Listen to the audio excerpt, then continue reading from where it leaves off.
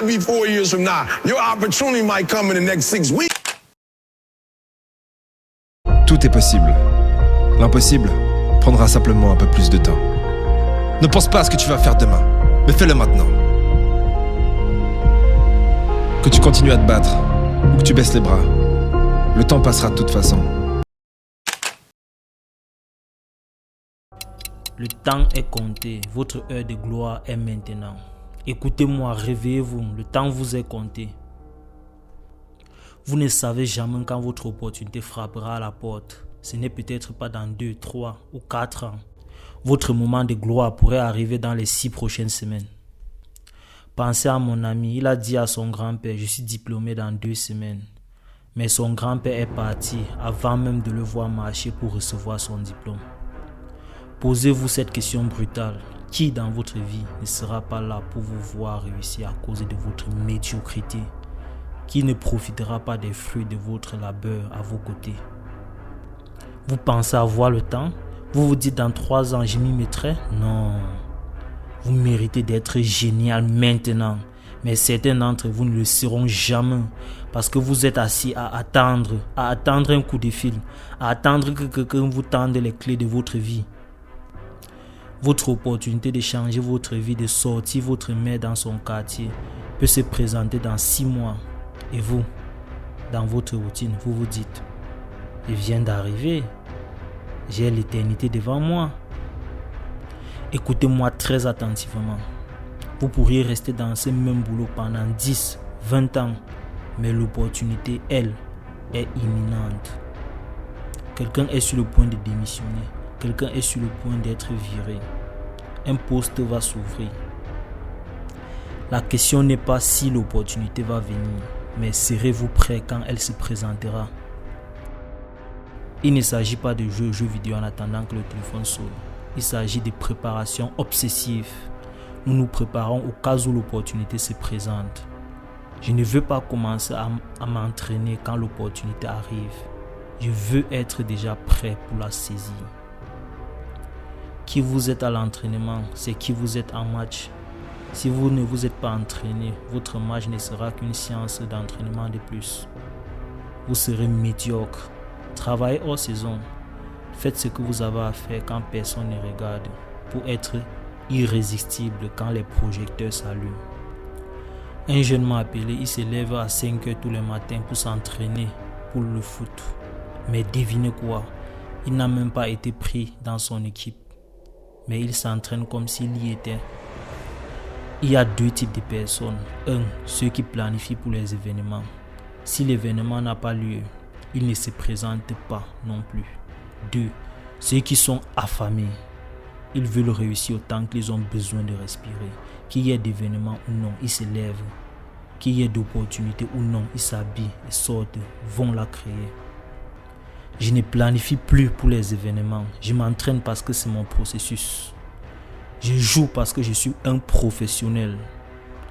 Vous n'avez à compter sur personne pour sortir de la médiocrité, sauf sur vous-même. Arrêtez de vous chercher des excuses. Vous savez déjà quel est votre défi. Vous n'êtes pas stupide. Vous savez ce qui vous retient. À quel moment allez-vous enfin le combattre? Le moment le plus difficile de ma vie a été de me regarder dans le miroir et de dire « C'était ta faute. Tu es le problème. » Tant que vous blâmez les autres, votre mère, votre père, votre passé, vous leur donnez la clé de votre vie. C'est plus facile de les accuser que de faire le travail soi-même. Mais la douleur est réelle. Nous passons tous par la douleur. La différence, pour certains, la douleur devient leur tombe. Pour d'autres, elle devient une cicatrice et ils vivent une vie de récompense. Pourquoi laisseriez-vous les blessures du passé définir le reste de votre avenir? Pourquoi les laisseriez-vous vous posséder? Vous devez avoir l'état d'esprit des gagnants. Les gens les plus prospères ont une chose en commun, une routine impitoyable. Ils n'ont pas de temps mort. Le diable ne trouve pas de place dans un emploi du temps saturé. Changez votre mindset, changez votre vie. Arrêtez de vous rendormir, point final. Arrêtez de dépenser tout votre argent. J'ai commencé à devenir riche le jour où j'ai décidé de vivre avec seulement 30% de mes revenus. J'ai fait ce que les milliardaires font. Arrêtez de consommer du contenu des pauvres. Les gens riches ne perdent pas leur temps à scroller sans but sur les réseaux sociaux. Ils étudient, ils améliorent leur art. Apprenez le langage des 1%. Quand j'ai quitté mon job, ma mère m'a demandé « Est-ce que YouTube a une assurance ?» Je l'aime, mais elle ne pouvait pas m'apprendre à devenir milliardaire. J'ai dû apprendre le langage du succès. Au lieu de simplement faire mes devoirs, j'écoutais comment mes professeurs parlaient, comment ils structuraient leurs arguments. Dans le monde corporate, c'est A, B, C, D. C'est sujet, preuve, conclusion. J'ai besoin de votre langage pour rivaliser. Cela ne signifie pas abandonner qui vous êtes, mais ajouter une corde à votre arc. Votre héritage vous attend, allez le chercher. Nos ancêtres ont enduré l'indicible pour que nous ayons une chance. Ils n'ont pas abandonné dans la chaleur étouffante des champs. Et vous, vous allez abandonner à cause de ce que vous trouvez dur aujourd'hui? Vous avez le pouvoir d'être génial. C'est en vous. Vous en êtes capable. La différence entre les médiocres, les bons, les géniaux n'est pas la famille, l'argent ou les circonstances.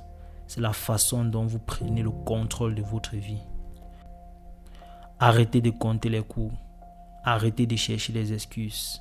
Ayez une vision si claire de votre succès que vous pouvez presque le toucher. Le temps vous est compté, l'opportunité frappe. La question est, serez-vous de ceux qui se sont préparés dans l'ombre ou de ceux qui regarderont la porte se refermer? Maintenant, levez-vous, habillez-vous et allez le faire. C'était le discours motivant d'Eric Thomas. Si tu as aimé, n'hésite pas à t'abonner. J'ai juste pris le micro pour te le transmettre.